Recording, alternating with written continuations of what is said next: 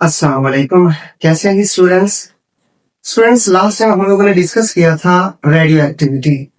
हमने देखा था कि कैसे हमारे पास ऐसे एटम्स जिनका एटॉमिक नंबर 82 से ज्यादा होता था, वो नेचुरली रेडिएशंस को इमिट करता था। अब उसी का नेक्स्ट हमारे पास एक पार्ट है कि जब एक ऐसा एलिमेंट रेडिएशंस को इमिट करता है, तो रेडिएशंस को इमिट करने के बाद वो एक किसी और एलिमेंट में ट्रांसफॉर्म हो जाता है, किसी एक और एलिमेंट की शेप अडॉप्ट कर लेता है, और इसी प्रोसेस को हम क्या कहते हैं? न्यूक्लियर ट्रांसम्यूटेशन और न्यूक्लियर डिके। चलते हैं इस टॉपिक की तरफ।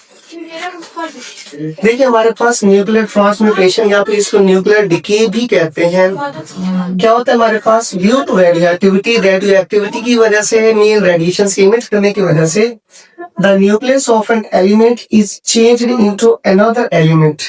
एलिमेंट का जो न्यूक्लियस है वो दूसरे एलिमेंट में चेंज हो जाता है। इस प्रोसेस को हम क्या कहते हैं? Radio activity. मीन ये एलिमेंट था, और जैसे ही ये रेडिएशंस को इमिट करेगा ना, रेडिएशंस को इमिट करने के बाद ये एलिमेंट अपनी आइडेंटिटी सेटल कर देगा, वैनिश कर देगा, और एक न्यू एलिमेंट बन जाएगा। और इस प्रोसेस को हम क्या कहते हैं? Nuclear transmutation. अब इस प्रोसेस में क्या चीजें होती हैं? The elements that are form due to radioactivities. अब इस रेडियो एक्टिविटी की वजह से जो दो न्यू एलिमेंट्स बन रहे हैं, एक या दो न्यू एलिमेंट्स के बारे में क्या कहते हैं? Data nuclei. और वो न्यूक्लियाई जो रेडियो एक्टिविटी के प्रोसेस से गुजर रहा है, उसको हम क्या कहते हैं? Parent element. Mean the element that undergoes radioactivity is known as parent nuclei. अब जैसे ही ये न्यूक्लियर डिके या ट्रांसम्यूटेशन होती है, हमारे पास तीन तरह के प्रोसेस आते हैं। एक अल्फा डीके, दूसरा क्या है हमारे पास? बीटा डीके, और थर्ड क्या है? Gamma DK.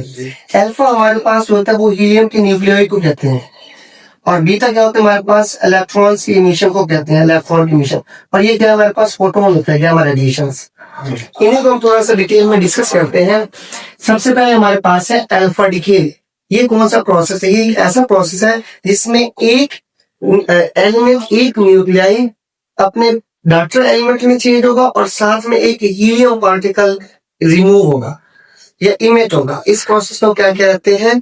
Alpha decay. क्या होता है हमारे पास? When alpha particle comes out with daughter element during the nuclear decay, this is known as alpha decay. हम इसी को एक एग्जांपल लेते हैं।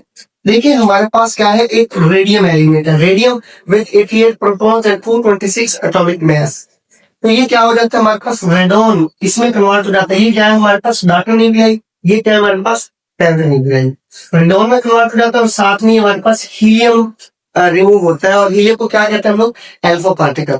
अब एक चीज आप लोगों ने इस टॉपिक में याद रखनी है कि अल्फा डीके के अंदर क्या होता है? अल्फा डीके में हमारे पास ये जो प्रोटॉन नंबर है, ये कम हो जाता है बाई नंबर ऑफ 2, और जो हमारे पास मास नंबर है ये भी कम हो जाता है बाई नंबर ऑफ 4। ठीक है, तो ये दो चीजें यहाँ से एमसीक्यू स्टाइल में पूछी जा सकती हैं। ये इसके जनरल रिएक्शन है, ये भी आप लोगों ने याद रखना है।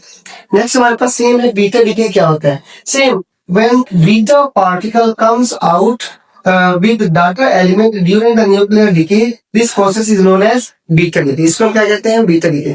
मीन अब यहाँ पर हमारे पास क्या रिमूव हो गया? एक बीटा पार्टिकल, इलेक्ट्रॉन।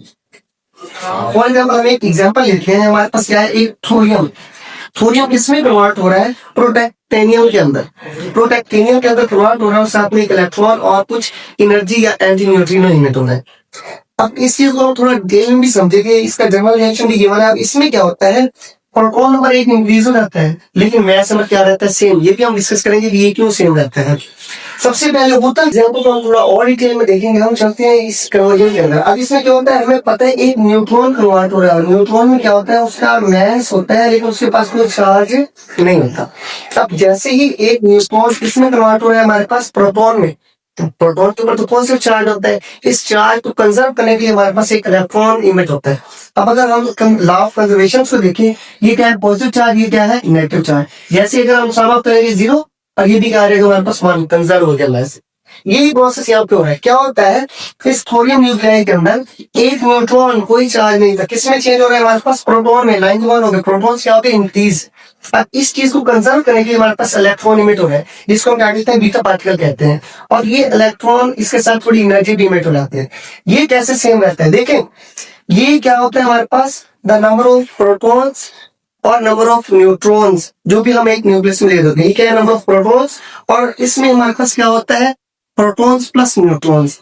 अब इसमें क्या हुआ है, एक न्यूट्रॉन इसमें कन्वर्ट हुआ प्रोटॉन में, तो प्रोटॉन नंबर तो इंक्रीज हो गए, लेकिन ये क्या है, ये सेम रहेगा। क्यों? क्योंकि हमें पता है ए किसी इक्वल होता है जी प्लस एन। अगर न्यूट्रॉन कम हो रहा है तो ये प्रोटॉन्स बढ़ रहे हैं, एक चीज बढ़ रही है दूसरी कम हो रही है, तो दोनों का सम क्या रहता है, सेम रहता है। ये दोनों क्या है, सम। कि हमारे पास क्या है, इसका एक रिएक्शन आप लोगों ने करना है, इसके एक जनरल रिएक्शन। थर्ड नेक्स्ट हम चलते हैं थर्ड गैमा डीके के पास। गैमा डीके क्या है, सेम। व्हेन गैमा पार्टिकल, ये तो हमारे पास है, gamma particle emit out with daughter element, such a decay is known as gamma decay। अब ये इसमें जनरल से रिएक्शन भी किया हुआ है। अब इसमें क्या होता है, बहुत से एलिमेंट्स, आप यूरेनियम भी ले सकते हैं जब हमारे पास क्या हो, एक्साइटेड स्टेट में। ये स्टार क्या शो कर रहा है कि एक्साइटेड स्टेट में कोई भी एलिमेंट है, और एक्साइटेड स्टेट से जैसे ही ग्राउंड स्टेट में आएगा, साथ में फोटोन या गैमा रेडिएशंस को इमिट करेगा। एक और चीज, जब भी कोई एलिमेंट अल्फा या बीटा डीके अकर करता है, तो वो एक्साइटेड स्टेट में चला जाता है। वो क्या होता है, एक्साइटेड स्टेट में चला जाता है, और जब वो वापस स्टेबल स्टेट में आएगा, तब भी वो फोटोन को रिलीज करेगा। हम ये कह सकते हैं, ये एक्साइटेड स्टेट से जब दोबारा स्टेबल स्टेट में आएगा, या फिर ये वाला पार्टिकल जब स्टेबल स्टेट में आएगा, तो साथ में क्या इमिट करेगा, गैमा रेडिएशन इमिट करेगा। अब यहाँ पर एक आखिरी क्वेश्चन भी आता है कि ये हमारे पास इलेक्ट्रॉन कहाँ से कन्वर्ट हो गए, ये कहाँ से निकल गया। देखिए, ये एक स्पेशल केस है, जब एक न्यूक्लियस के अंदर एक न्यूट्रॉन प्रोटॉन में चेंज हो रहा होता है। ये एक मिस्ट्री है। जब फर्स्ट टाइम ये डिस्कवर हुआ था, तो एक मिस्ट्री थी, क्या हुआ था, न्यूट्रॉन प्रोटॉन के अंदर कन्वर्ट हो रहा था विद इन द न्यूक्लियस। ये शेल्स वाले इलेक्ट्रॉन्स की बात नहीं है, विद इन द न्यूक्लियस। और चार्ज कंजर्वेशन के लिए वही इलेक्ट्रॉन वहां से इमिट आउट हो जाता था, वहां से, जिसको हम बीटा पार्टिकल कहते हैं। और हमारे पास चार्ज भी कंजर्व रहता था, बाकी मैस भी कंजर्व रहता, और बाकी सारे फिनोमेना भी क्या रहते थे, कंजर्व। ये हमारा आज का टॉपिक था। आई होप आप लोगों को समझ आई होगी। अल्लाह हाफिज।